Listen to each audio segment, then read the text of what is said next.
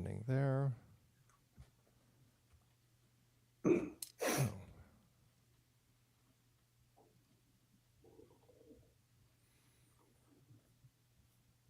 Somehow our Facebook live stream was glitching out, but I'm not going to worry about that.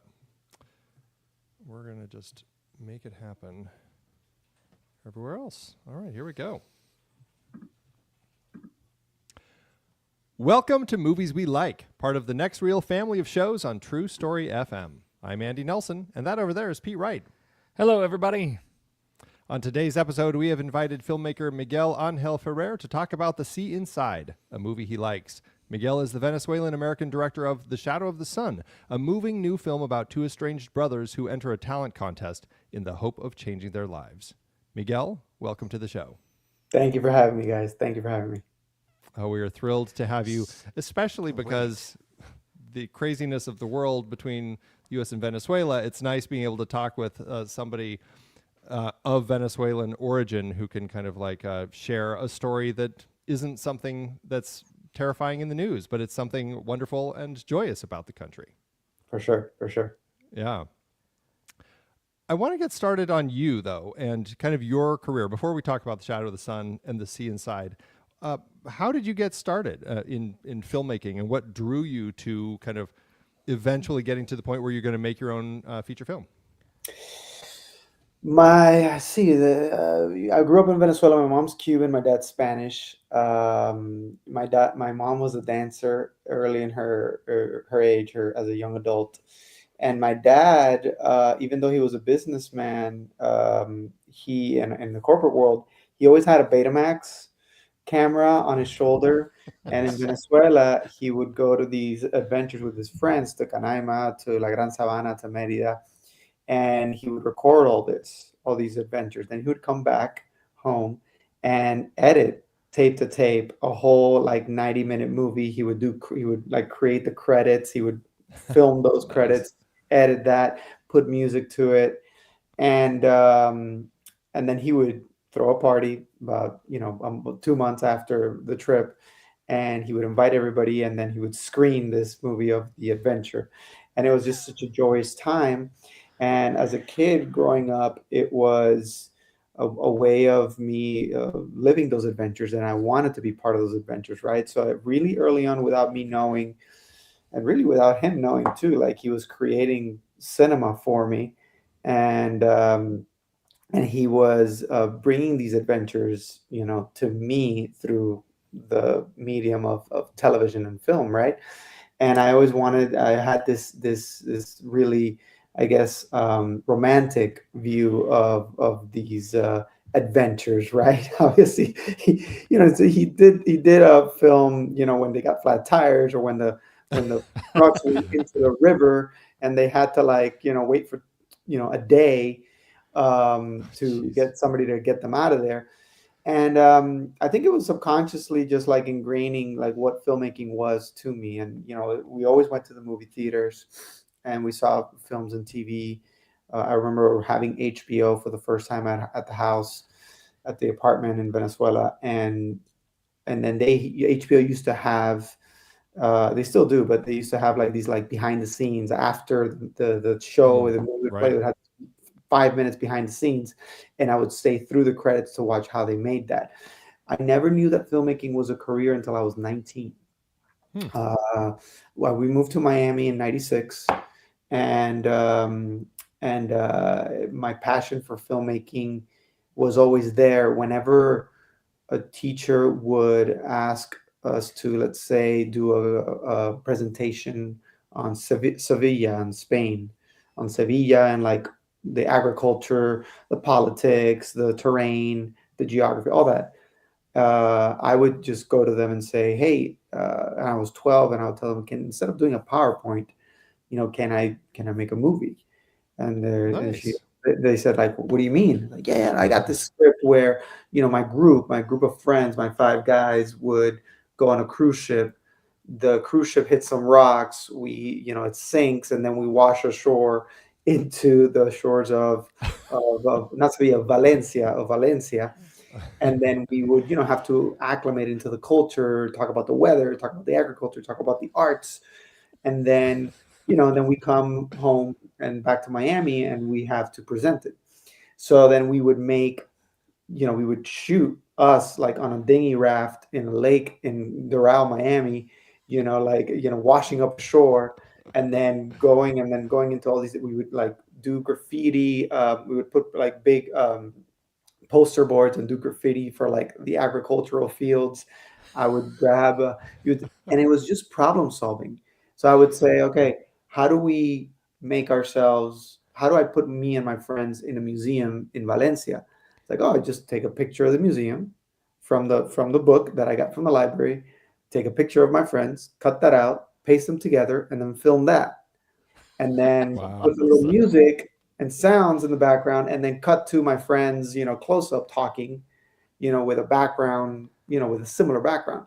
So I was doing production design, filmmaking without knowing, right? And it Right. was just Yeah. it was having a vision, and then problem solving as to how to make it with the resources that you had.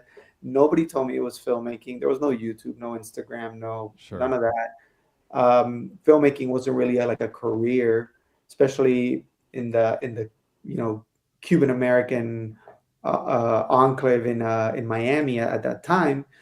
That wasn't like a reality. That wasn't a thing that people were doing.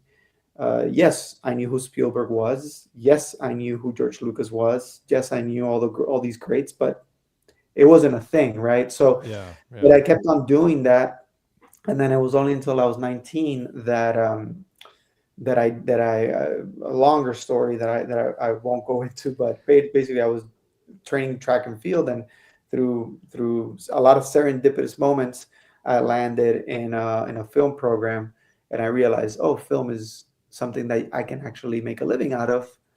That's it. This is going to be my life for the rest of my life. I Fantastic. just love that your early projects involved trying to figure out how to make it natural to put victims of horrific shipwrecks sound natural in a museum. Yeah, But have you yeah, seen the agriculture? I think that slays me exactly, to no exactly. end. I gotta ask, you're in Miami, you're in the Cuban American culture in Miami, and you drop names like Lucas and Spielberg, but who did you find you were aspiring to? I imagine you're sitting in this community thinking, oh, well, those are those guys. Like, how do you see yourself in those guys? I imagine you're looking for other role models. Who was there for you? Well, I think that the first really like Latin American filmmakers that really made a huge impact on me were I saw Kronos really early on. Mm. Okay. So Del Toro, I was one of those that I said, What is that? That's different. That's Yeah. that's Right. very Right. Yeah. very different." And when I started kind of dipping my toes into the Latino filmmakers, once I started studying film history, then I started getting into all the greats. Well, and then later on, Iñárritu, Cuarón, started Hmm. looking at all these guys really from the Mexican filmography that I really gravitated to, and Padilla, and really a lot of really great filmmakers. Venezuelan cinema, for example, didn't really come into my radar until I was like 25, Really? because I had already lived I was already 13 years in the States since I was 12, so it wasn't something that kind of gravitated in my wheelhouse, really. More Spanish cinema because of my dad. My dad's from Galicia, Yeah. from Spain. Yeah. Hmm. And really commercial and American cinema is really what had an impact on me. In fact, I remember the day I didn't even know that I was moving to the States when I came here, where we came as a vacation, right? In 1996, and it was July 8th of 1996, and I landed on the plane in Miami, and my mom's sister says, "What do you want to do?" And I said, "I want to go see Independence Day right away." And she Nice. goes, "Oh, okay, cool. So like, we can go see it tomorrow. I'll find some time." They're like, "No, no, no, no. I need to go see it right Like now, right now. Now, right? right now." And she's like, "Oh, okay." We dropped off the bags in my grandma's house in Westchester, in Miami, and we went straight to the cinema. I learned what M&Ms and popcorn at the movie theaters tasted like, Oh, and it was one of these like old mom and pop cinema. And I saw Independence Day, and I was obviously blown away by everything about this movie. I had seen the advertisements in Caracas for like 5 months, and then my aunt asked me, why? What's the obsession here? What do you, I mean? It was a great movie, but Yeah. well, why did you want to see it? Like, why couldn't you wait till tomorrow? And I said, because this movie is coming out in Venezuela in 4 months. I am going to Mm. be the first Venezuelan in the history of Venezuela to watch this to movie. watch this movie. So, Awesome. that kind of cinema always had a big impact. Jurassic Park Yeah. and as a kid, they had this big impact on me, right? Like taking you to a place and showing you things that you've never seen before. Yeah. Right. It's beautiful. Well, so then how do you get into it from that point? Because I believe that you actually started doing music videos first, Yeah. and then you worked your way into finally you were at a film festival and you're like, why am I not up there? What do I need to do? And that was like your inspiration to say, okay, it's time. So how are the steps that you went through to kind of get to that decision? The first professional gig I had actually was a music video for an Afro-Cuban funk band called the Spam All Stars in Miami. And I was still a junior in college, and I would go to their concerts. I would chase them a little bit. I spoke to the manager, and about 6 months later, I was doing a video for them. I Nice. convinced them because I said, here's my reel of the things that I've done in college. Um, you're gonna get a $10,000 product for $2,000 because you're going to get all the university equipment. You're going to get all the university labor Right. for free. So let me do my thesis, my senior thesis on a music video / short, and I pitched them the idea, and they loved it, and we went on. From there, my dad and my mom were actually, my dad was the production designer. My best friend was his art director, and all my best friend's dads helped build that set in that soundstage at the university. When teachers would, I had teachers that I hadn't had class with or met that would come to the stage to take pictures on the set because they couldn't believe that we had done that, right? And obviously a lot of family, blood, sweat, and tears. But I was actually showing the pictures a couple of days ago, and it was very a beautiful moment because we're all together in Miami, and I told them, I was like, you guys are a big part of the reason as to why I'm here, because it takes a village, right? It takes a village to help somebody achieve their dreams. And started in music videos. And then when I came out to LA, a lot of people don't know this. My first job out in LA was washing dishes at a club. I did that for about 3 weeks. I just had to do what I had to do in order to pay the bills and keep the Sure. dream going. My parents actually didn't know about it. People sometimes think that you're handed things in a silver platter, and even though I've had tremendous luck and I've had tremendous privilege of having a great family that supported me, you still got to go and get down and dirty. In the film world, you still got to go. I believe you still got to go and pick up cable. You still got to Yeah. go and clean Right. the camera. You still got to Mhm. go and set the crafty. If you don't do those things early on in your career, how are you going to be able to appreciate them? When later on in your life, when you want to get to where you want to go. So I did that. My first professional gig here in LA was as a cameraman for Nat Geo. Hmm. Longer Hmm. story that I landed pretty much through uh, uh, exaggerating how much I knew about a specific camera at the moment. You wouldn't be Um, the first one. Yeah, yeah, right. yeah. I read the manual the night before, and I was Yep, like, I yep. know this camera, the P2, the first one of the first digital cameras in the market, cinema digital cameras, and then Yeah. I did that for about 2 years. While I did that, I chased an executive producer on television called named Michael Robin. Chased him for about a year and a half, and finally, I got a meeting with him, and he said, "How can I help you?" And I said, "Man, I will make the best Cuban coffee you've ever had in your life. I'll make it every single day, right here for you. I just want to work with you." Yeah. And he laughed. About 2 months later, he gave me a job as a post coordinator on a TV show called Trust Me. I didn't want to be a Wow. post Okay. coordinator. Yeah. I wanted to be on set. I wanted to be what he was, and so I thought being an AD would be great. And but he put me as a post coordinator, and I took it, and it was great. And what I didn't know is that he started as a post coordinator, and what Oh. that gave Okay. me was a master class, a bird's eye view on the entire process through the studio system. So as a post coordinator, I would get the white draft of the script and all the revisions, and Yep. then I was the guy delivering the tape to the network, right, of Gotcha. every Yeah. episode. Yeah. So I got a literal master class on how the studio system works on the television side and how to finish a product at a high quality. So that gave me that. The Nat Geo thing gave me the skill set of being able to throw myself off the mountain with a camera.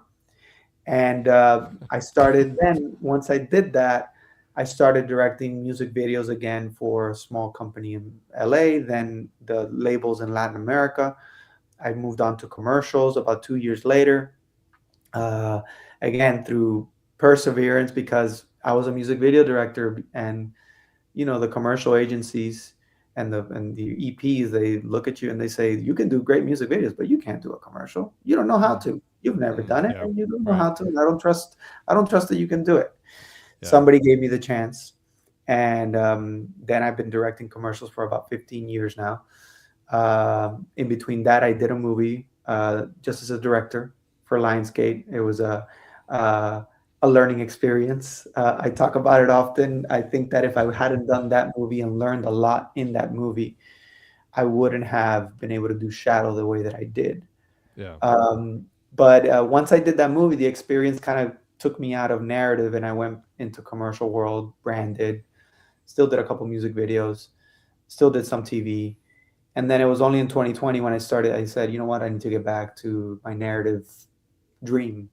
And I started doing shorts in 2020, the best year to do decide to go into production. It's like, I'm Oh going to my do God. 3 shorts this year. And I did, and I did do them. One of them before the pandemic, and two of them about September Yeah. that year. Oh my gosh. Uh, Man. and then I did the shorts. I did the festival circuit, and then even after doing those shorts, and two of them are part of their feature film proof of concepts, I couldn't get traction into doing a feature for myself, even though I had done a studio feature before. So I just said, you know what, like, you guys know the story. I went to a film festival and I got inspired, and I said, I need to do something. I need to present something at this festival, and I need to do something for me that I can do myself. I don't need permission from anybody to do it. I don't need to wait for $1 million or $5 million. I can just go and grab what I have, kind of how I Yeah. did in Right. middle Right. school. Grab what I have. These are the things that I have. This is the money that I have, and do it. And Yeah. then Shadow came out of You that. did. Yeah. Well, let's talk a little bit about Shadow now. So this is I mean, it's the Sinners of Venezuela, right? I mean, as far as like breaking records, as far as the number of nominations at the Venezuelan Academy Awards, essentially, Holy cow, and man. Yeah. very well received. And it's a story that's very very touching. It takes place in a couple places in Venezuela, mostly in Acarigua, which is I guess kind of a smaller city over in one of the different like the states that's not as close to Caracas, but Yeah. and so there's a lot of kind of that small town feel of what it's like for these two estranged brothers to just kind of live and trying to struggle through their lives post dealing with the death of their parents. And you know, our protagonist Leo is in a marriage that's frustrating. His brother is deaf and as I mean, we're going to discuss a few spoilers in this conversation. So if you don't want to be spoiled, skip forward a little bit. But he's dealing with his own homosexuality, and then there's like gangs kind of running the town that they have to contend with, and then on top of all of that, Alex decides, hey, I'm writing a song and I want us to sing it together, or I want you to sing it with your voice, with my words at this contest. And how did you come to the story? Like, what drew you to, I mean, as a filmmaker, you obviously have Venezuelan connection, but was that your first thing? Like, let's do it in Venezuela. The inspiration is twofold. One of them was, part of the inspiration was my trips through the interior of the country with one of our producers, Will Romero, and a dear friend. He convinced me to go back to Venezuela after 15 years to go shoot music videos and do things.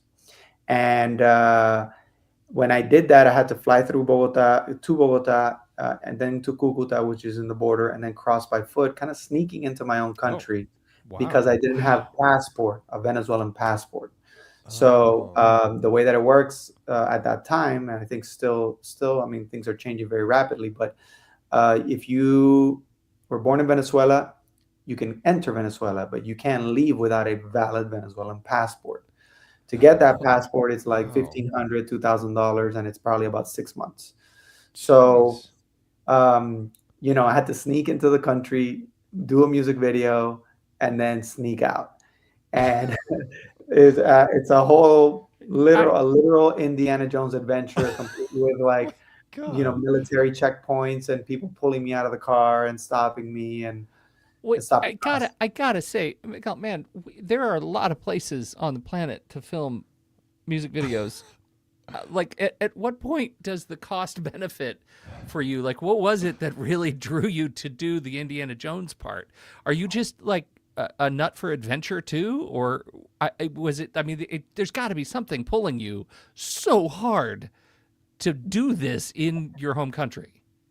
A couple of things. One is Indiana Jones. Yeah, because, you know, back to my dad's adventures, I wanted to be him. I wanted to be, okay, it's a dad story. I get it now. Yeah, I feel it. No, and also, like, I wanted to establish roots. It was always my dream to go film in Venezuela and to establish roots there, as far as like crews and knowing the landscape. Yeah. And then the way that we did it with Will, you know, that trip that took like 28 hours to get from the border to the capital. Our car broke down. We had a military guy like jump into our car. We had to give him, and we couldn't really say like where I was coming from or who I was, and nobody knew me then. But you know, if somebody hears like, oh, this is a director that works in Hollywood, you know, like people start talking. Right. Maybe want to get you money. Couldn't do that anymore. Right. Yeah. So then it was quite an adventure. And what happened was that I, through Will and through his family in Acarigua and his friends, I re-encountered my country through the people. Yeah. And I saw these people.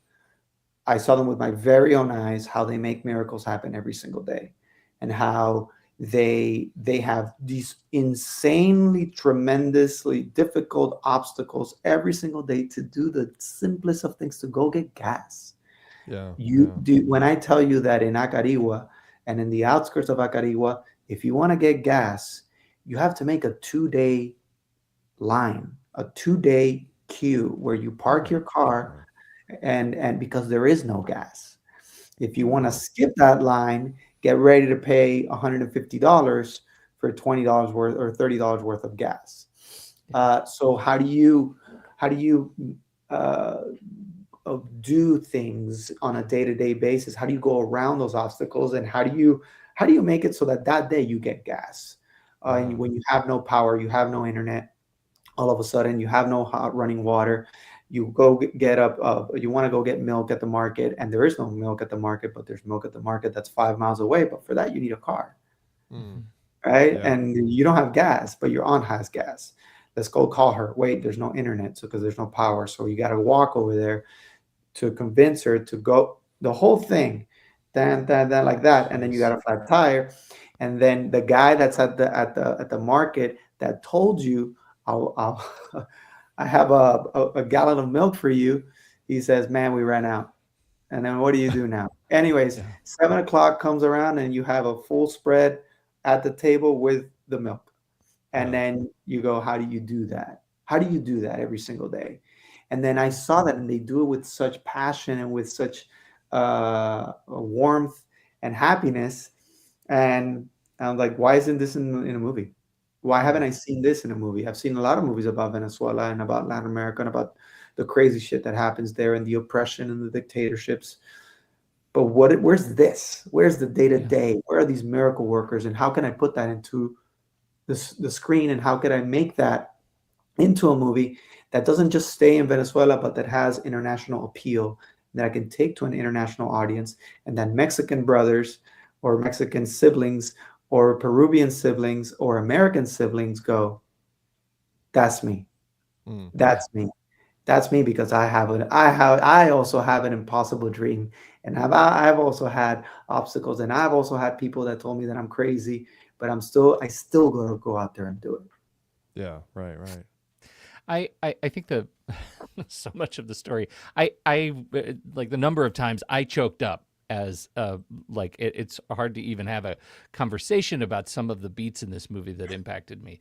So much of it is rooted in the cycle of the life of the motorcycle. The motorcycle's a problem in the opening sequence, and at the end when he says, "I can feel it," and he drives off on the motorcycle. That is crushing. Kudos.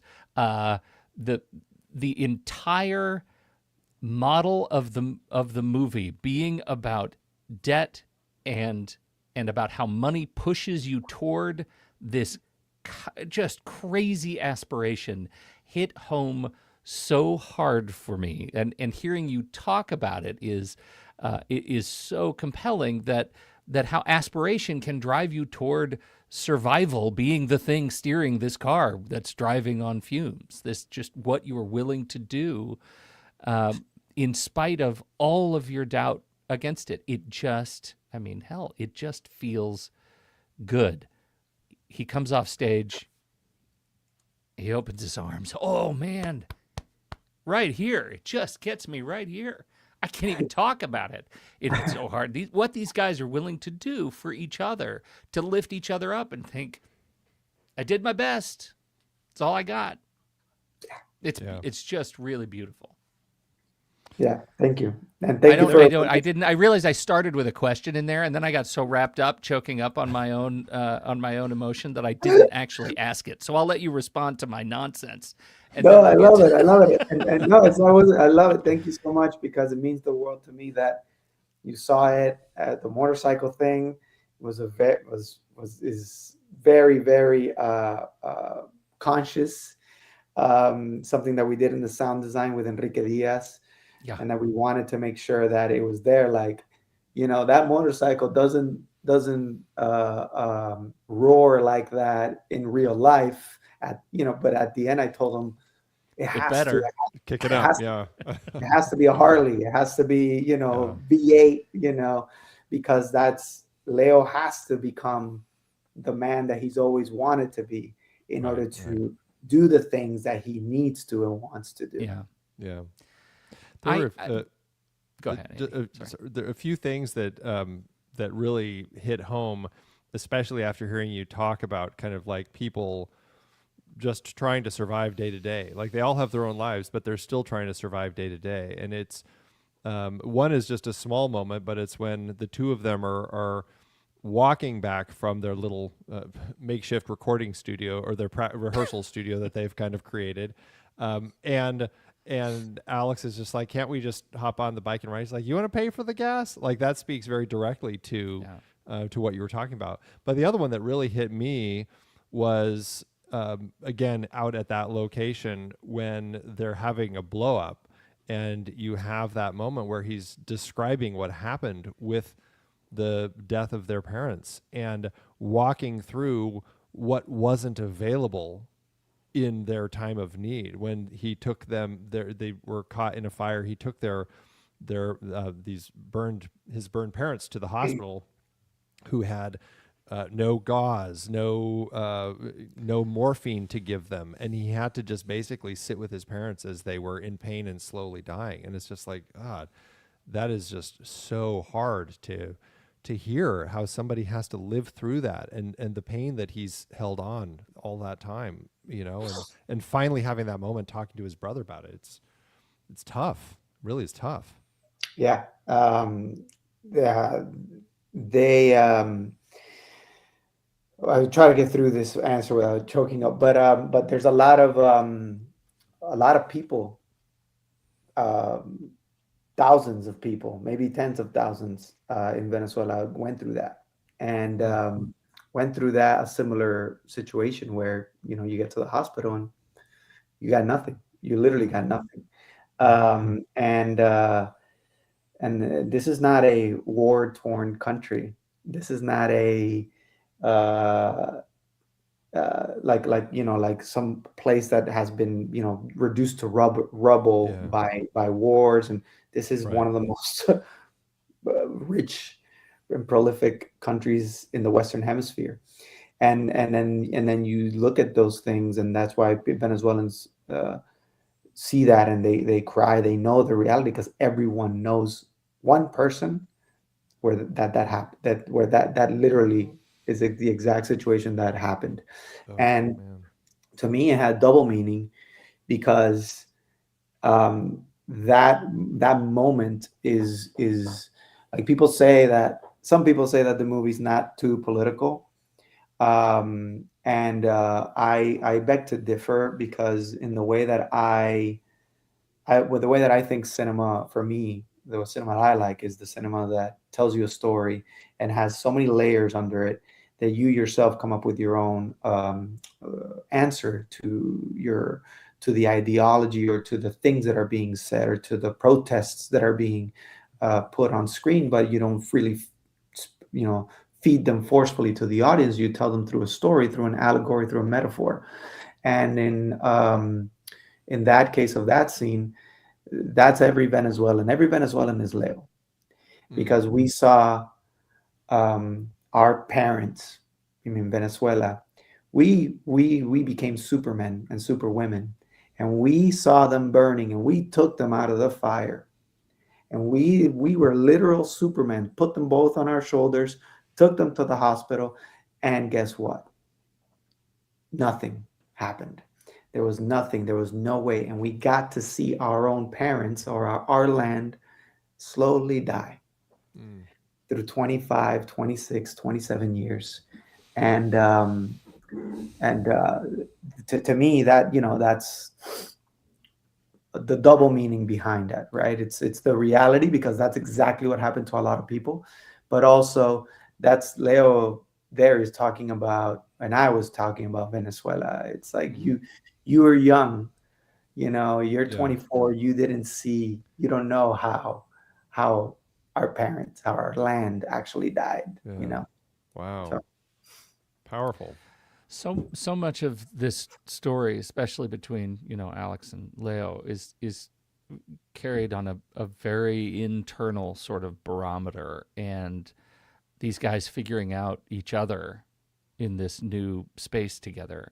I want to talk about your process of casting these guys and figuring out how you could be confident that they're going to be able to carry this story. well, when I had the idea for the movie, the same night I called Carlos Manuel Gonzalez, who plays Leo. I had seen him in an audition for a short film, and he had just killed it. We ended up not shooting that in Venezuela, so I couldn't cast him for that particular project. But he was always on my mind, and we kept in touch. And then when I got the idea, the first spark of the movie, of the story, was the confrontation between the three of them. When Alex comes to confront Yolanda, that was the kernel of the idea. Then I very quickly said, how do I get there? This is the story. I called Carlos and I said, I'm going to write this movie. Here's the pitch. Here's the thing. I haven't written it, but I'm only going to write it if you say yes to this role. And then he Nice. luckily said yes. And then about once the script was written and we were casting, Marcos Purroy was our casting director.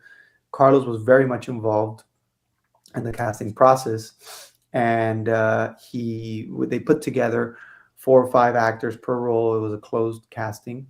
That's where I found Gracie Mena. They already knew them, right? But I got exposed to these new faces: Gracie Mena, Camila Curtis, Richard Clark, Hazel Ruiz, David Olaves, and we had everybody. And then now it was time to get our Alex.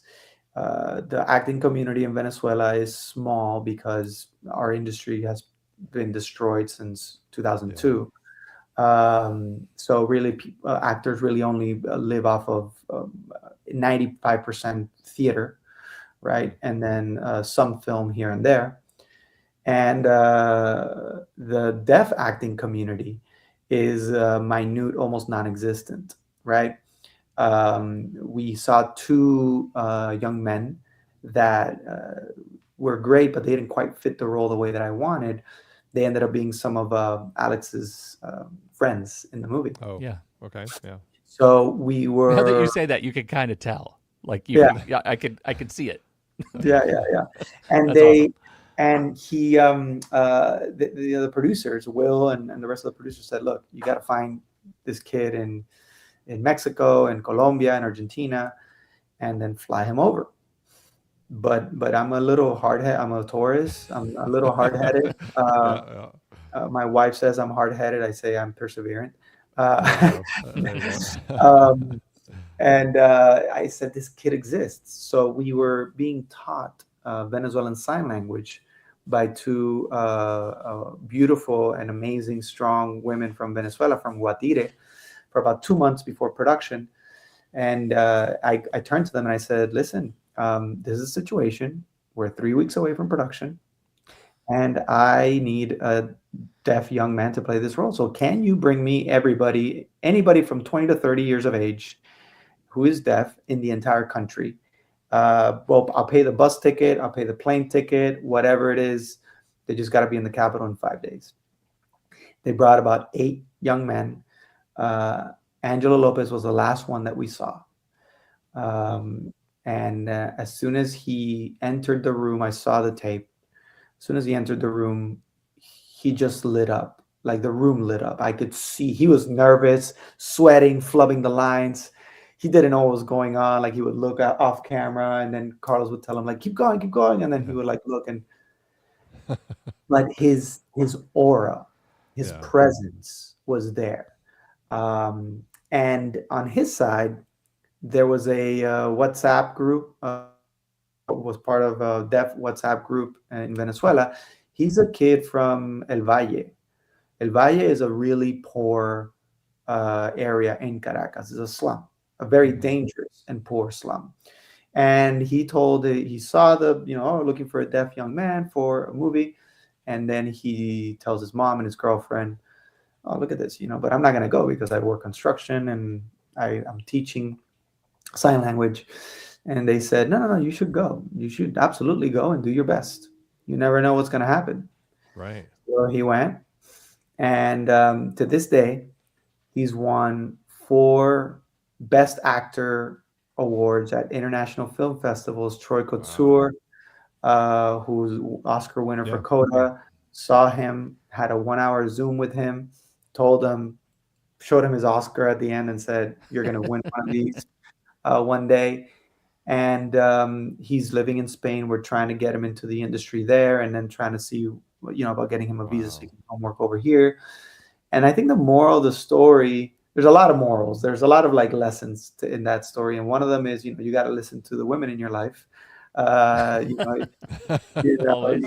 you got. Sometimes they have this like sixth sense, or they know some stuff, and and then the other lesson is really you got to do your best and pull your heart out. He really worked his butt off. Like he came into, when I got it, when I went into Venezuela about 5 6 weeks before production, and I met with him. He had the script, he had it laminated, he was working with the interpreters, he worked with Carlos, and he worked with me. He really did the work of a professional actor, a veteran professional actor, without knowing that he was doing it. Mhm. And people, every time somebody say, "Oh, and he never acted in his life," people, when I say that to Wow. crowds, people gasp. They Yeah. gasp. And I go, He's yeah. I know, Yeah. because Yeah. if you put this kid in an indie film with Bryan Cranston and Meryl Streep, the kid is nominated for an Oscar. Yeah. No question, no Yeah. question. The kid is a It's powerhouse. You it's know, amazing how willing he is to like put himself out there, especially as a first timer. Because I mean, you really just feel that the entire time. I want to move into the sea inside here in a minute, but I just have to call out one thing that I absolutely adored. And I don't know if this is all sign language or just the way that it is in Venezuela, but when they did the signing, when they were talking about the Matrix, and it was like the whole like moving thing, I'm like, that was like the best way to do sign for that movie. I couldn't believe it. I just like laughed out loud at that. It was like so perfect. yeah, yeah, yeah. Uh, And it's funny you mentioned that. That's the only, I believe so. I think that there's one, but it was the one more, but that one was a mistake. The only conscious decision of grounding this movie in a particular moment in time, mm, Yeah. because I wanted it to be atemporal. Like you don't yeah, know if it's like 95, 2000, or 2005, or maybe 2012. yeah, Like there's no like cell phones and things like that, but there is a couple of instances where we kind of had to, missed it, but you don't know if it's an iPhone, you don't know if it's what yeah, it is, right. right, or a razor, Yeah. but that tells the only time that it tells you, okay, this is definitely after 1997. No, Yep. yeah, right. Exactly. That's 90, the only 99, clue. 99, Yeah, 99, right? 99. Yeah, yeah, Do Right. you yeah. know in your head specifically when it is and you're just not telling? Yes. I think Okay. that I think that for I think that great. I mean, my example sometimes it's the Finchers, the Nolans, and others that leave have movies with like open ended questions, right? And things, and they always, more often than not, they have an answer. They have their own answer. Yeah. They have Sure. to. Right. You, Yeah. and then the lesson is you have to have your answer, and the audience can have their own answer, but you have to anchor your decisions on your particular answer, even if you never reveal it. Right. Right. Yeah, I love that. Like the book, or like the song, or like, Yep. when people have asked me like, "What book was it?" and I was like, "I got my book." Yeah. Yeah. That Yeah. actually happened to me, and I have my book. What's yours? You know. Yeah. Ah, Well, ah, the song nice. too. It's almost it gives you that sense of sort of just crushing emptiness, and also I just supplanted, you know, whatever he's doing with whatever I wanted to hear, whatever I needed to hear in that moment. It's beautiful. Yeah. Yeah. All right, let's shift gears and start talking about The Sea Inside. This is a great movie. Alejandro Amenábar directed this, and you'd mentioned your dad is from Galicia, and this is where the story takes place. And we're following Ramon San Pedro, who is a quadriplegic, and he's been that way for about 29 years, and he just wants to die, and the system won't let him. Powerful film, Javier Bardem at the center of it. Let's start talking about this movie. What drew you to this particular story and this film? Originally, I don't know what my instinct, because this was before film school. It was just 2004. Yeah. So I saw the trailer in late 2003. Okay. Yeah, around that time, yeah. And I was still living in Miami. It was before I went to film school. and I was, I think, first year of college. I wasn't even studying film at the moment. And I saw the trailer, and as soon as I saw it, I said, "This is going to win the Best Picture Oscar for Best International Film. The Oscar for Best International Film. This is going to win it. I have a feeling, just from the trailer." Yeah. And I said, "Okay, when is it coming out of Miami? Okay, it's coming out of Miami in 2 weeks in like two cinemas, okay, in Miami." So I tell all my friends, "Hey, we gotta go see this movie. Look at the trailer, you know." And I tell all my friends, and none of my friends are film buffs or in the film industry, like at that moment, right, Yeah. in Yeah. Miami. Right. And and we gotta go see this movie. And like, yeah, yeah, we're gonna see the movie. We're gonna see it for sure, for sure. No, like seriously, it's gonna come out in Regal South Beach Cinema, and 7:30 at night on a Saturday. This Saturday, we're all going. Yeah, yeah, yeah, for sure, for sure, for sure. Saturday comes along, and I'm making the phone calls. No one's going. No one's going. And I'm like, I don't care. I don't care about any of you right now. I'm gonna go see this movie. So I went to literally across the city because we live in Kendall, so it's like 30 miles to Yeah.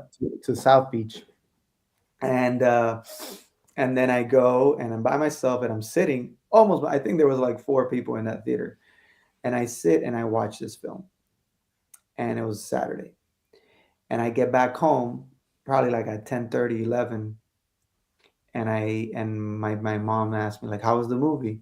And I tell them this. I go, "Listen to me, and you're gonna listen to me right now. If you don't go watch this movie tomorrow at Regal South Beach," and to them, driving 30 miles to watch a movie is Odysseus, Yeah. Right. Right. Right. it's like, it's comparable to that, right? Yeah. Yeah. So I go, "Listen to me right now. You need to go watch this movie right now, tomorrow, Oop. because it's an independent movie from Spain, yada yada yada. It's not gonna be in theaters any longer because it was four people in a theater. Yeah. Yeah. And if you do not go, I am gonna be so mad. So you have no idea. I'm gonna be so upset if you don't go see this movie." So I had never spoken to them so passionately about this about going to see a movie. So my mom knows that when I do that, it's like serious shit. And then I was Yeah. like, she was like, "Okay." Um, so they went, and they probably went to like a matinee, like 3 o'clock, 4 o'clock. They Sure. come back, and my dad, it doesn't talk to me for like 45 minutes. He can't talk to me. And sorry, I'm choking up just to remember this moment. And he goes, "That's the best movie. That's the best movie I've seen in like the last 10 years. That's going to win the Oscar. That's your Oscar." And he's like, "How did you know? How did you know?" And obviously, he's from Galicia. The movie's set in Galicia. He was a fisherman. He knows the Ramon San Pedros, right? Like Yeah. Yeah. he knows that, and like the movie, but just the way that it was crafted, and yeah, I just knew for some reason. Then of course I told all my friends, "You gotta go see it, gotta go see it." Nobody went to see it. They They wanted to still see, didn't go. Transformers, and the and Right. Never Right. casting Right. you guys in my movies. yeah, yeah, You're done. You're dead to me. yeah, yeah. So anyways, and I started studying the films. The first film I had seen from Almenabar, and and uh, and then I started seeing the behind the scenes and how they did it, how that house is a set, pretty much, that they built the house in a sound stage, and they had movable walls, and the magic of cinema in that way, because I thought that they had actually shot it in that location, in that Yeah. house, in the Yeah. exterior. Uh, and in the end, one of the lessons, the lesson is that I took from it is almost the same, very similar lesson as to, like, Meet Joe Black, Awakenings. It's, this man, through wanting to die, he shows everybody around him how to truly live. Mm. You know, Yeah. yeah, Yeah. Yeah. I mean, I mean, that's a great point, and I think you really see that, especially with Rosa and her story, right? Where she's kind of struggling, and she initially comes to him as a stranger, which is fantastic. She just kind of like knocks on the door one day, wanting to talk to him, and kind of like inserts herself into his life as somebody initially who's trying to convince him why he should live, like why there's value in this. And their journey over the course of it is so fascinating as we finally get to the end, and we see that she's the one who finally understands that last thing he said to her and said, I finally get it now, that to show my love, like I need to let you die. And it was, what a journey for her. It's funny you said I recently watched it again because my wife had never seen it, and even the lady that's helping him, the lawyer, Yeah. right? She's pregnant at the end, and then even her, who's like such a champion for him and for all the things that we know about in the movie and about his right to choose, etc. She goes, "Are you sure? Yeah. Are you?" And then he goes, "Oh, like you too?" And she goes, "I'm sorry. It's because we're all human, Yeah. and even though you want to give this person peace and you want to be selfless, there's still a part of us that is human and flawed and selfish and says, but I love you, and I'm scared of you, leaving." The entire exploration of, if you want to die, it means I must have failed you, is it's hard to swallow, because it's played so clearly, just right across the bow, right? He never lets you forget that him wanting to die doesn't have anything to do with how you feel. Yeah. Yeah. That's stark. Yeah. Hard to. It's a movie that dances through the moral arguments in sometimes funny ways, sometimes sweet ways, mostly ways that just make me want to pull my hair out because we have to have this conversation. I'm curious what you get from a storytelling perspective as a filmmaker when you watch movies like this. What kind of movie does it make you want to make? And I ask that because you come to this show bringing with us a movie you made that is full of life and joy and progress, and you bring a movie to talk about that's about death and the practical implications of death. And I'm trying to figure out where you exist as a filmmaker between those two things. I don't think we've ever had so stark a comparison on this show. Well, thank you guys.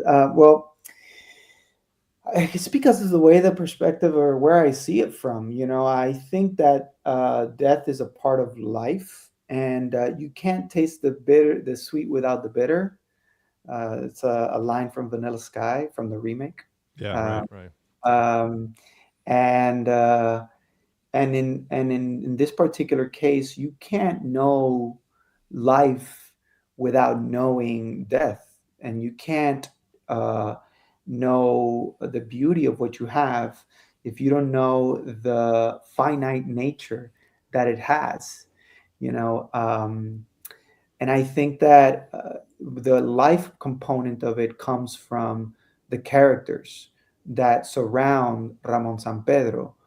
All these characters that come in that are looking at the argument or looking at the moral implications or looking at the situation from a different perspective, from his sister-in-law to the priest that comes in to try to lecture him and change his perspective, to the kid that's going up and down the stairs, and Classic. how his now he comes in thinking one thing, and then Ramon is so eloquent and so thoughtful with his answers, and then in the end you see the kid's face and you go, wait a second, maybe this is not what I thought. Maybe I didn't have all the information, and now that I see it from a different perspective, I've changed, right? And I think that it is in our nature to take things for granted. I do it all the time. We do it all the time. We take for granted that we wake up and we have that we're healthy, that we have eyesight, that we can walk, that we have parents, that we have people that love us, that we have food on our table. We take all that for granted, and my practice, uh, certainly after this movie, and certainly after becoming an adult, is to try to minimize the amount of times that I take things for granted, that I forget, and I fail at it every day and I succeed at it every day.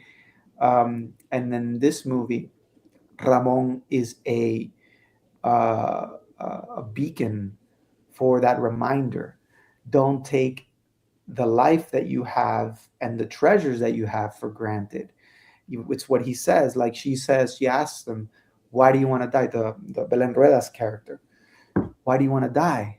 You know, and I forget the full scope of the answer, but he says, "Look, you're there, sitting. Uh, you're there sitting about 3 feet from me, and I want to reach out and touch you. But to me, that's an impossible journey. It's an impossible." And then that shot of his hand, and then the tracking to her hand, and it's literally like this close. Yeah. And he wants to reach out because you can tell that he has a little bit of attraction towards her, and he wants to reach out and just to hold her hand, just to touch her, and that's an impossible journey. And what a crazy thing that we take even those little things for granted. And that's, I think, a point that's brought up throughout the film quite a bit is things that you take for granted. And one of the things that really hit me on this rewatch was when Ramon is talking to his nephew, and the nephew is complaining about his grandfather, and he says something kind of nasty about his grandfather, and Ramon just smiles at him, and he's like, "What are you smiling about?" And his response just says everything. It's just like, that's gonna hurt. You're gonna think about that, and it's gonna hurt for the rest of your life when you think about One day what you're you just going to hate said. yourself. You'll hate yourself. Yeah. And he's just smiling because he's just like, you'll see. Oof, man.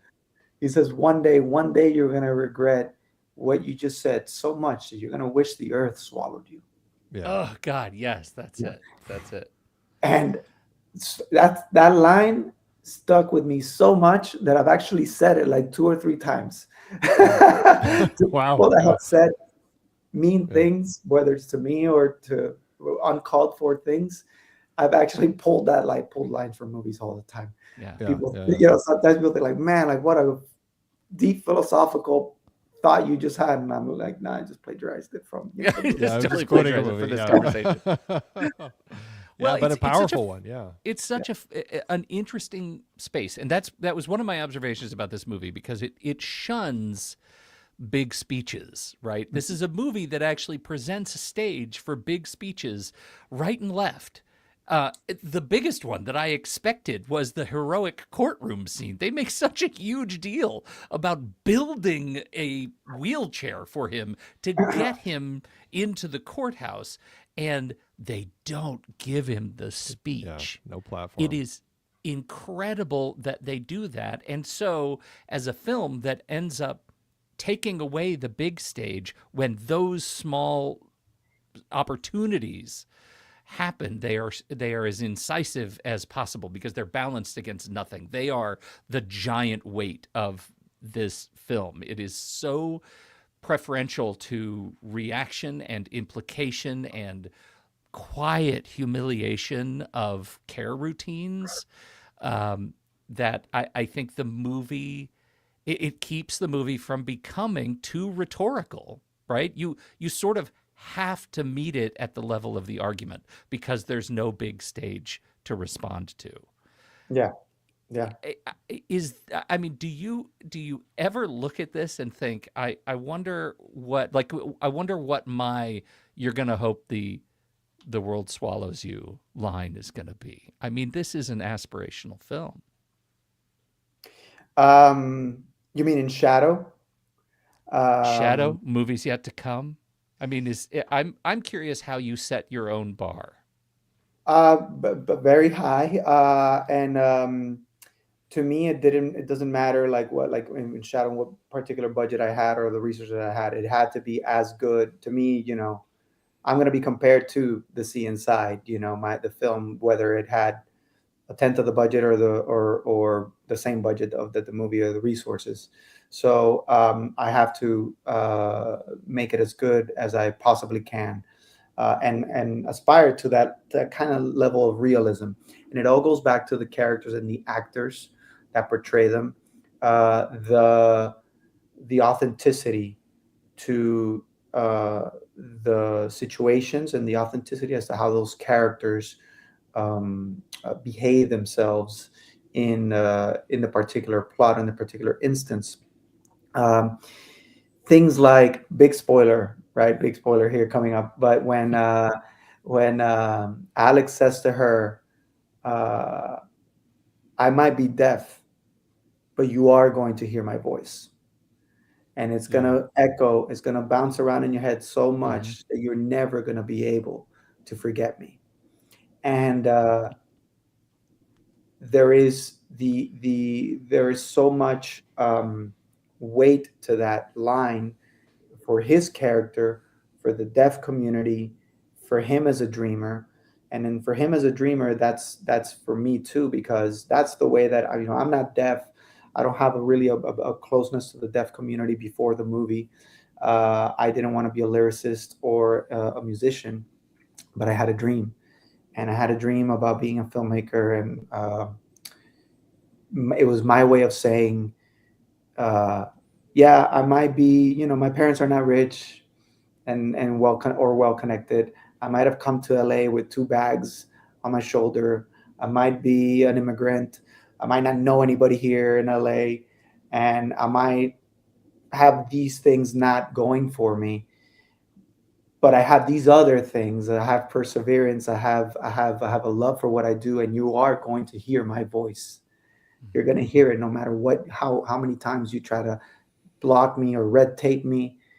You are going to hear my voice, right? I might be a music video director, but I am going to do commercials. I am a commercial director. I am going to do a feature. I am a feature film director. I am going to direct television, etc., etc., Mm-hmm. etc., etc. Yeah. And that's Alex saying, like, I might be this person, but you're going to hear my voice.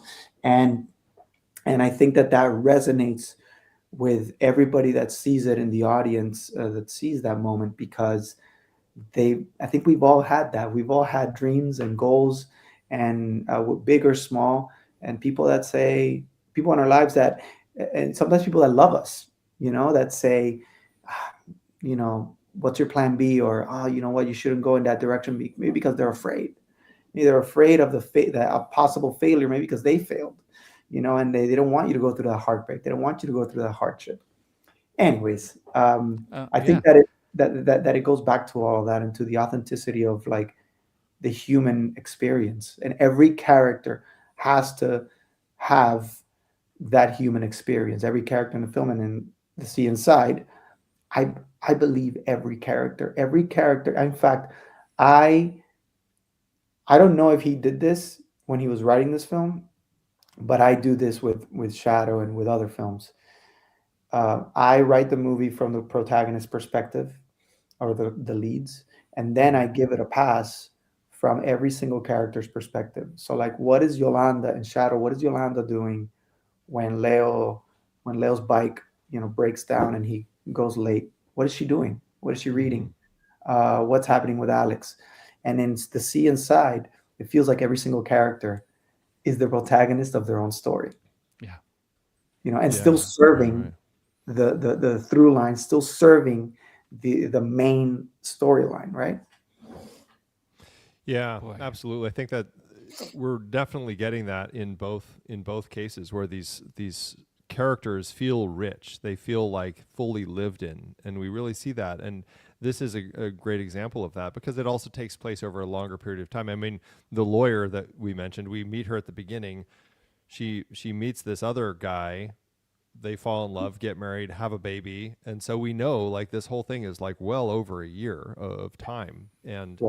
And through all of that, I think the crux of it is Bardem and his performance, and keeping it grounded in his push for this decision that he has made, and trying to get. And I think, I mean, it's a crazy performance because he doesn't move. I mean, he has his like dream sequences that we have where he does kind of like walk and he's on the beach and stuff, but largely he's just laying there, completely immobilized, and it's just his head is all that he has as an actor. And he has to, I think what he created, which is amazing, is the way that he has his conversations. Like, he's somebody who's realized over these 28 years, he has to be like, everything that he's saying is that's all he has. And so every time he's talking, it's so crafted specifically for the conversation that he's having. And it's, I think that's, and then how he's delivering it too. So, I mean, it's, yeah, there's a lot of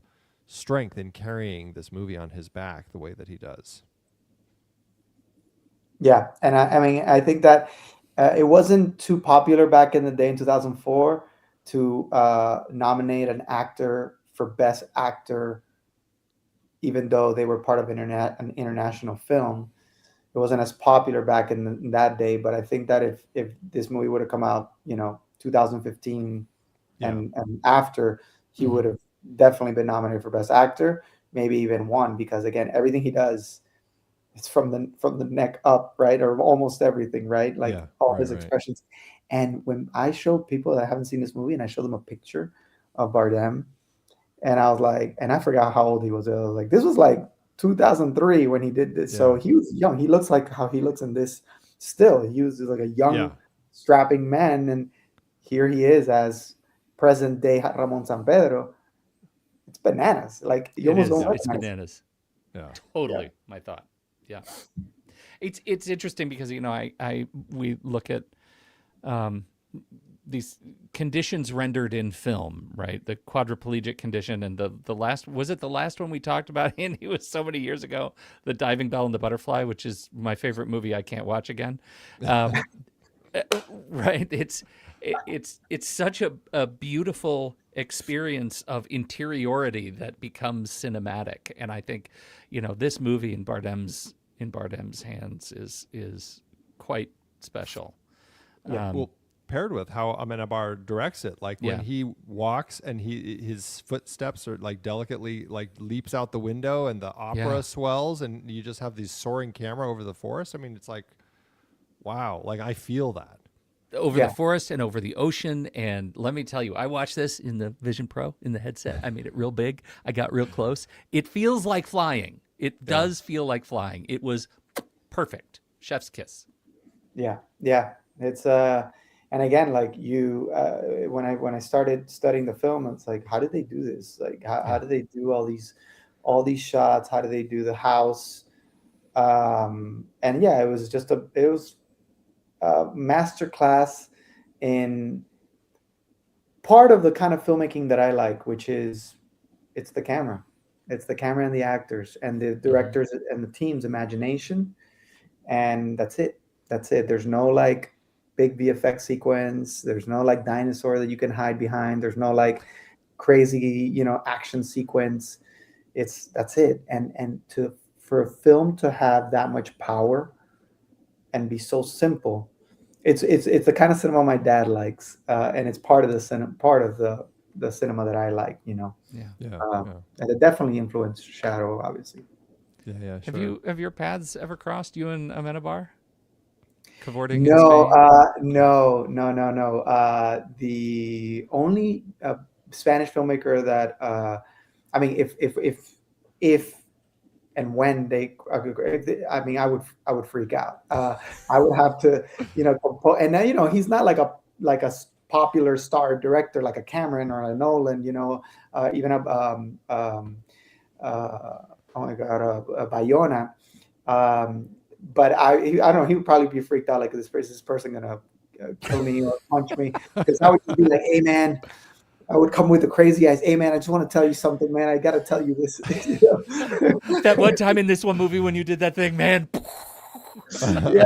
Listen, man. But I did meet Jota Bayona during the Yeah. Oscar campaign, and he was so lovely and he was so gracious. And Jota's another, filmmaking hero of mine. The way that he has done things, the way that he carries himself, and the way that he has created really a brand and brought Spanish cinema and Spanish filmmakers to the forefront in many different ways. And the way he champions other filmmakers is awesome. So, yeah, I mean, to work with him or Almenabar one day would be another dream come true. Yeah, no kidding. Well, unlike, I mean, you carried a lot of weight on the Shadow of the Sun as far as co-writing it, directing it, co-producing it, editing it. But you got to get the composing credit like Amenábar does, because that's one thing I'm like, these people, I'm like, wow, and the music. Yeah, Goodness, yeah. it's Funny. crazy. I'll trade because I'm a frustrated musician. I've loved music my whole life, but I've never taken lessons. Maybe one Yeah. day I will. But I'll trade that one for the camera hopping. There you Because go. You can shoot it. yeah, in Shadow I shot it. I was the camera op on the Okay, movie, nice. and Beautiful. and it was a blast. It was, I mean, anytime that somebody says, let's figure this out this way, and why don't you shoot it? You off the camera. I'm like, hell yeah, 100%. Nice, awesome. Well, See Inside is a fantastic film. People need to check it out, and same thing goes for The Shadow of the Sun. Before we wrap up, what's the distribution plan for The Shadow of the Sun? I know it had been submitted as the Venezuelan entry to the Best International Feature at the Oscars. Are you working on the distribution, trying to get it going right now? Well, right now we did have a small theatrical window in the States, which is like a miracle for a movie in Spanish from Venezuela with like no-name actors. So we did Miami. We've done several markets: New York, LA, San Diego, I believe Colorado as well. And I think that we're pretty much done with the theatrical. It did what it had to do. Yeah. It was great in Florida. It was sold out like 8 out of 12, 8 out of 10 showings were sold out.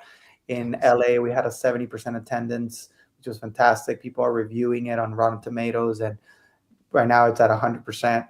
I'm sure that, and by the way, and I don't think that it's the perfect movie, so I'm sure that somebody's going to come in and, bring it down, which is fine.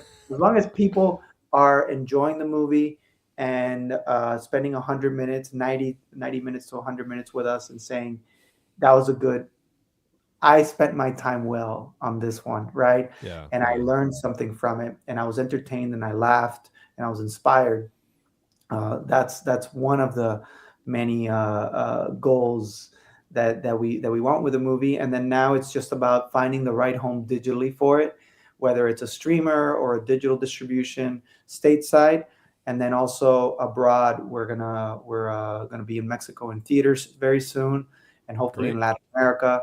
So, we're little by little, until one day one of those executives at the big company says, I love it. Here's money for it. Give it to us for a year. Yeah. And then, if it's a good home and they want to show it to their audience, we want to partner up with the right team that knows that the audiences right now are very hungry for stories that inspire them. And I've seen it with movies with big stars and movies with smaller stars and smaller budgets. People want to see content that inspires them and that shows them that outside of the things that are happening in the world, which are real and are, tremendous, sometimes horrible things, there is a light at the end of the tunnel, and we have to come together and really walk the path of our dreams in order to be the best version of ourselves, because we are the best. If we are the best version of ourselves, then the world is all the better for it. Absolutely. Great way of putting that.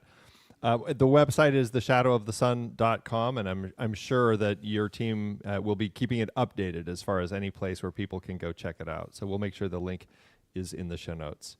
Miguel, again, thank you so much for being here and having this wonderful conversation with us today. Huge honor. Thank you guys. Thank you for having me. All right, let's do this last little bit here. This is, again, we'll cut this in as a part of our hiatus episode. All right, we are here with director Miguel Angel Ferrer for a quick speed round on a few other movies that he loves. We can't cover them all on the main show, but we still want to hear why each one makes your list. Are you ready, Miguel? Yeah. Okay. Pete, you and I can alternate. Do you want to kick us off? You got it. Yeah, let's start. Meet Joe Black. You already dropped that in our episode. Meet Joe Black. A omnipotent, omnipresent figure, a God that wants to come down and live and experience what it is to be human, and who doesn't take anything for granted, even a spoonful of peanut butter. I think that there's a big lesson to learn about that and about what it is to be human. Absolutely. Beautiful. Jurassic Park.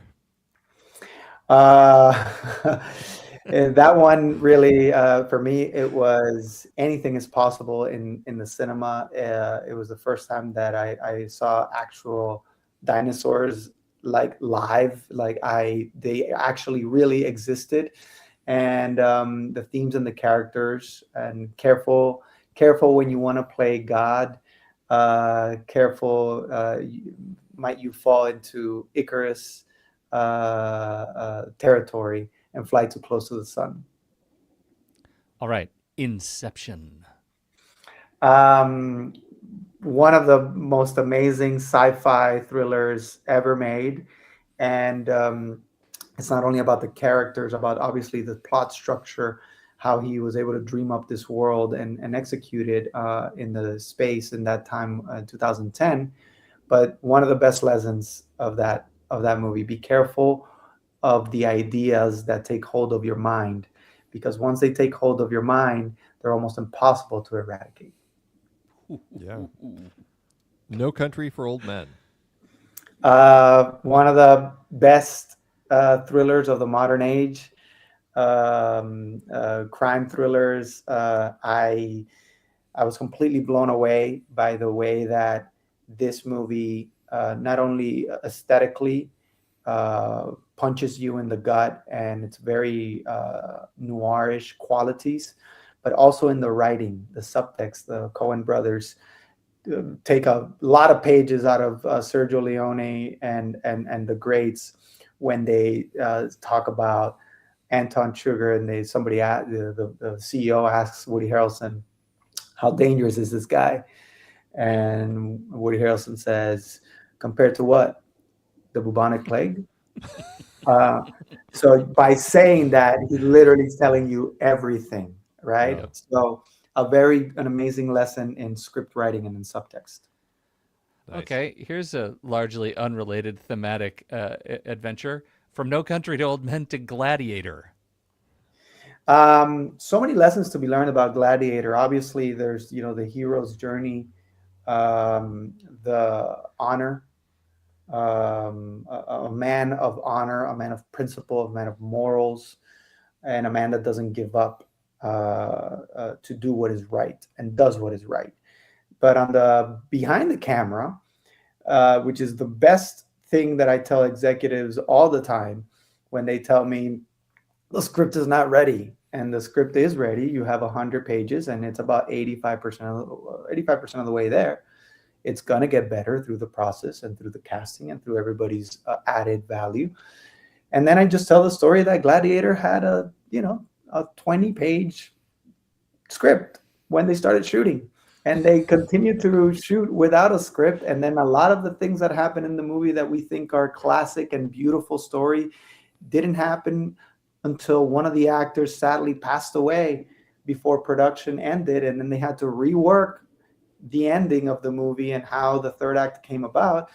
And you have a modern cinema classic that pretty much happened by accident with absolutely no script. So I tell that to executives all the time, and they They give me the side eye all the Dare time. to dream. Yeah, right. You already mentioned Sergio Leone. How about Once Upon a Time in the West? Another master class in subtext as far as script writing, in scene development, and how it all comes together. It's Once Upon a Time in the West is a western. It has mystery. It's a thriller. It's a character piece. So many things at once. And again, I think that the Coen brothers took a lot of pages from him. Just when he says, when the character, kills three guys in trench coats at the beginning of the movie, and then a fourth guy in a trench coat shows up to the bar, and he tells the guy, earlier today I saw three men. I saw three of these trench coats. Inside the trench coats were three men, and inside the men were three bullets. And he just said, Yeah. instead of saying, if you're part of this gang, I'm gonna kill you too. Yeah, He yeah, yeah. literally, it's like, how do you say it without saying? And I think it's a masterclass on that. And now film fun with Clint Eastwood. How about Million Dollar Baby? Oof. Another gut punch to the gut. One of the first, I had seen Unforgiven. I had seen all the big actioners. I had seen Mystic. I think Mystic River was before or after. I don't remember now. But I had seen a lot of the Eastwood filmography, and Million Dollar Baby was just something that was not expecting. Such a personal story, such a beautiful story about again, impossible dreams. And in this particular case, about the lesson really is, don't be as you have to have the knowledge to know who you give your time to, who you give your love to, because this character was selfless. She had a dream, and she did everything she could to achieve it. And he believed in her. And then she had people around her that were using her family. And I took that as a big lesson, because I am that kind of person that has open doors and open arms to anybody that wants to come into my life, or into our circles, and be able to recognize who's going to be good for that path, or that journey, that life, or this circle, and who is not. And not be so hopeful and naive about it, but still treat people nice and beautifully, and with respect, but also protect the dreams and the people that you have too, because not everybody out there has the best intentions. Right, yeah. Let's go back to science fiction with Gattaca. Oof. Gattaca, well, sci-fi classic. So many people don't remember that movie, and then when I say, like, oh, Gattaca, they're like, yeah, my God, that movie's amazing, this and that. Yeah. And just that. But to me, everything was beautiful about the movie, but to me, it's that asks them, like how was it that I have this, like, genetically engineered body and heart, and like I have no diseases, and you do, and how is it that you always beat me in the swim? You always beat me. And then Ethan Hawke's character says, because I never saved any energy for the swim back. I always gave it all. I gave it all to the buoy, and I never worried Yeah. about the way back. And it's like, filling 60 seconds worth of a distance run, right? Yeah.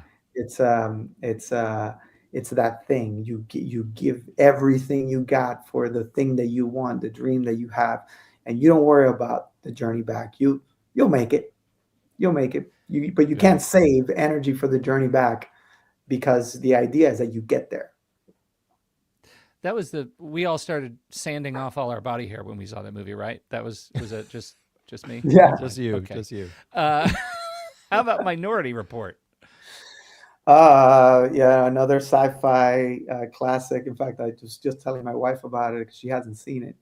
Um, and again, the overall overarching arguments and philosophical themes of of the film, like, are we are we predetermined and destined to a particular fate, or do we have the free will to enforce our own destiny, right? Yeah. Um, the way that Spielberg and Cruise like packaged that together into a exhilarating actioner, sci-fi actioner is popcorn cinema at its best. It's a bit like Nolan, right? The best of popcorn cinema and the best of art, and things and themes that leave you with questions. That scene with Colin Farrell, when he throws the ball, right, Yeah. and then he catches it. Tom Cruise guy is like, "Why'd you catch that ball?" Like, because it was gonna fall. Yeah, but it didn't, right? Right. So it's such a simple visual way Good. Yeah. of telling you, like, it's such a complicated concept. Yeah. Yeah. Sticking with sci-fi, let's talk about Terminator 2. Uh, Terminator 2 and Cameron, to me, are high up there. This is a guy who has made a life of people of dreaming up the most impossible things, people telling him that's not possible, and him saying, yeah, yeah, yeah, it is if you do it like this and that, or he just does it himself. Yeah. From Terminator to the way that he shot The Abyss, Terminator 2 specifically, I feel that it was an upgrade. It was like it was the same. How do you turn? How do you do the same movie but make it fresh, right? And it was the first Yeah. time that I saw this is literally the first movie, but it's backwards. I mean, in the fact that, okay, your antagonist in the first movie is now your hero, Yeah. right? And then he's a robot, and he Yeah. learns how to be human, and all these different things. And you're going, how is this guy weaving all these themes and these personal themes and these personal mantras into an a commercially action movie? It's crazy. So that's part of the reason. Like in fact, my next movie, it's first of a trilogy, and it's very much like that. It's very like this. The first movie is this, a funhouse horror film, and then the next movie is an action film, and then the next movie is more of a war film. Anyways, so I inspired by Nice. that a lot, and telling the same story in different ways. Excellent. Uh, okay. One of my favorite movies on this list, writ large, Whiplash. I had a friend who saw the movie before me. He called me right away, kind of like how I did with my parents and see inside. He goes, "If you don't go see this movie tomorrow, I'm gonna go over there. I'm gonna punch you in the face." I was like, "Okay." So I went Yeah. to see it, and then I called them and I go, why did you want? I mean, I loved it. I came out of there wanting to run a 3 minute mile. I came out there pumped. And he said, I go, what did you want? He goes, bro, because that's you. You literally would absolutely do that. You would get into a car crash and then, like, be bloody, and you would still call your way to set and be like, I'm here, action, with, like, blood all over your face. Dude, you didn't even get that is amazing. Yeah. And then, yeah, after watching it a bunch of times, it's, that perseverance and that dream that this guy has, the journey that he takes to get there.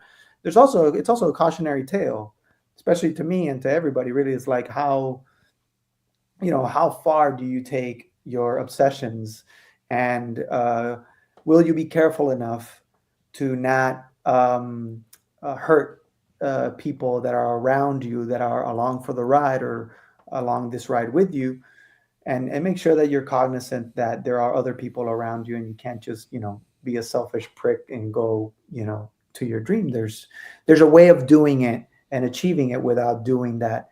And yeah, that was the main lesson for me on that one. Yeah. Good lesson.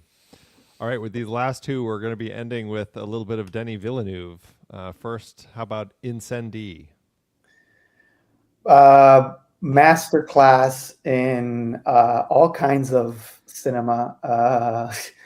I mean, I had no idea what that movie was about at all, and I said I'm gonna watch all his films, and this is the next one, and I Yeah, watched it, and it was such a again another punch to the gut. Um, Destiny, Destiny. It's I wrote a movie that is centered around this quote, and I love it. And I can talk more about it some other time. We'll talk more about it. But the quote is yeah, this: "You often meet fate on the same road you took to avoid it." And I found that in Incendi so. I mean, it's tragic, right? It's yeah. a tragic story and very Shakespearean. And when I think about how much I'm pushing my career in certain aspects and certain directions, I think about that. I think maybe I should just back off and let something happen, let it breathe, and see what happens. Because maybe I'm trying to avoid fate, and I'm going to meet it on this road that I'm walking on. You know. That's good, Wow. man. Yeah. Geez. Somebody tattooed that on I something. know. Good grief. All right, this is our last one. And maybe there'll be some similar themes. How about Arrival? Arrival. You know, you grow up, you become an adult.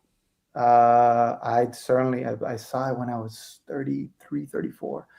And and you think that movies are not going to have that